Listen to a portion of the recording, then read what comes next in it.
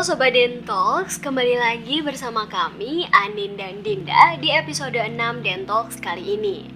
Nah, di episode kali ini, apa sih yang bakal kita omongin? Kali ini kita bakal ngobrolin tentang kesehatan gigi dan mulut pada kaum difabel nih, Sobat Dentalks. Pertama-tama, sebenarnya apa sih Din yang membedakan istilah difabel dan disabilitas? Nah, seperti yang kita tahu nih, Nin, penggunaan istilah difabel atau disabilitas itu sebenarnya menggambarkan kondisi di mana seseorang yang nggak bisa menjalani aktivitas sebagaimana orang sehat pada umumnya dan normal karena mereka ada keterbatasan.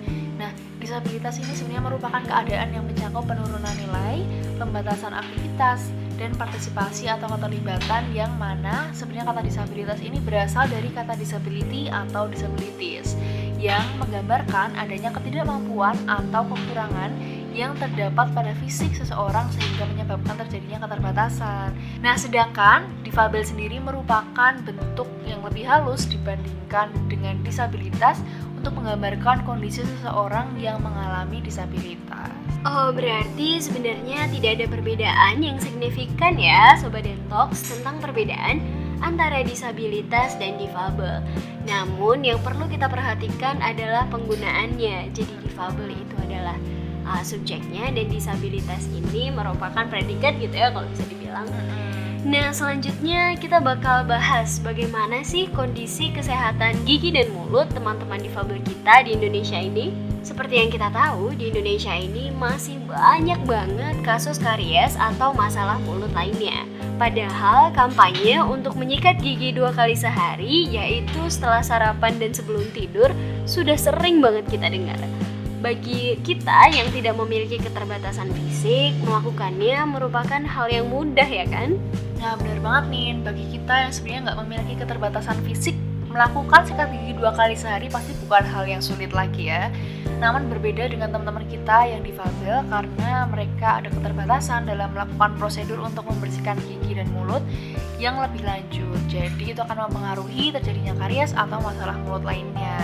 Nah, sebenarnya apa aja sih Din contoh kecil dalam penyampaian kesehatan gigi dan mulut bagi teman-teman difabel yang dapat kita lakukan? Nah, kampanye-kampanye untuk menjaga kesehatan gigi dan mulut juga sebenarnya perlu disesuaikan sih nih dengan kondisi teman-teman difabel. Ketika kita bersama dengan teman-teman tunanetra yang memiliki keterbatasan dalam penglihatan, maka kita juga perlu menggunakan pendekatan media yang bersifat taktual dan bersuara nih. Contohnya dengan menggunakan tulisan braille atau gambar yang timbul atau benda model dan benda nyata sehingga pesan yang nanti kita sampaikan bisa ditangkap dengan baik begitu. Begitu pula dengan teman-teman tunarungu yang memiliki keterbatasan dalam pendengaran dan kadang berdampak juga pada cara berbicaranya atau tunawicara. Jadi cara berkomunikasi yang tepat yaitu dengan menggunakan bahasa isyarat bisa berupa abjad jari yang sudah dipatenkan. Begitu juga untuk teman-teman kita yang tunagrahita yang memiliki keterbatasan intelijensi yang signifikan berada di bawah rata-rata juga disertai dengan ketidakmampuan dalam adaptasi perilaku.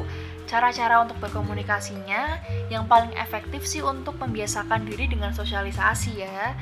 Nah, cukup banyak ya ternyata cara untuk berkomunikasi dengan teman-teman kita yang difabel. Nah, ada tambahan lagi juga nih bagi penyandang tunadaksa atau orang yang memiliki keterbatasan dalam koordinasi, komunikasi, adaptasi, dan mobilisasi.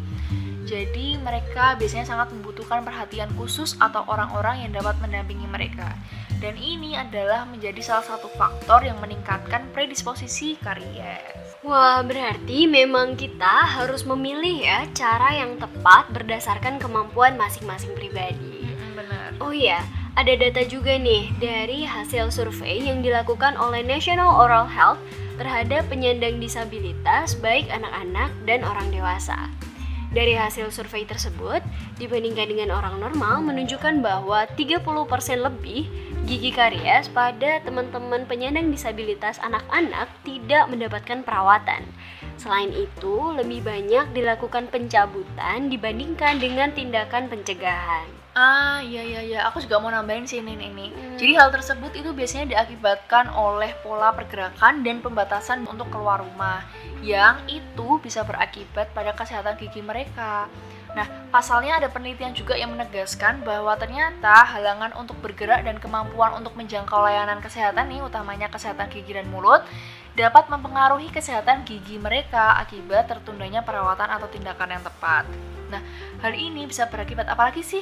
Nah, dengan kunjungan yang sangat jarang ini, tujuan kunjungan yang biasanya untuk mencegah nih ya dari awal, jadinya menjadi kunjungan yang mengurangi rasa sakit atau pencabutan. Jadi untuk kasus-kasus yang ternyata udah parah, biasanya kita nggak bisa menanggulangi dari awal gitu. Maka dari itu jangan batasi mereka ya Toms untuk berani ke dokter gigi. Kalau begitu, pada dasarnya perawatan gigi dan mulut bagi saudara-saudara kita, penyandang disabilitas, baik anak-anak maupun orang dewasa yang memiliki kebutuhan khusus dengan yang normal itu sebenarnya sama aja ya, Din?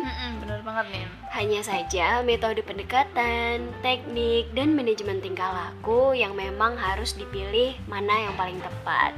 Perlu juga untuk disesuaikan dengan kemampuan setiap orang agar hal-hal yang diberikan dapat bertahan lama. Nah, buat Sobat Dentox yang dari FKG sebagai future dentist atau dokter gigi masa depan, amin, juga jangan lupa untuk melakukan cara tepat atau kita belajar sama-sama bagaimana sih pendekatan non-farmakologis maupun farmakologis yang akan dilakukan dalam perawatan pasien yang berkebutuhan khusus. Dan jangan lupa kita semua wajib membantu dan mendampingi mereka karena mereka juga punya hak yang sama untuk memiliki gigi yang sehat, kuat, dan senyum yang menawan. Iya, benar banget. Sepertinya bincang-bincang kita udah cukup banyak ya, Din. Nah, apa informasi yang kita sampaikan juga harapannya bermanfaat.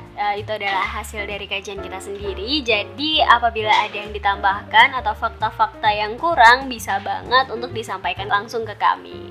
Nah, sayang sekali episode ini merupakan episode terakhir dari segmen Confident dan juga episode terakhir dari podcast Dentox ini. Tapi terima kasih BTW buat Dinda udah mau nemenin aku di episode terakhir kali ini.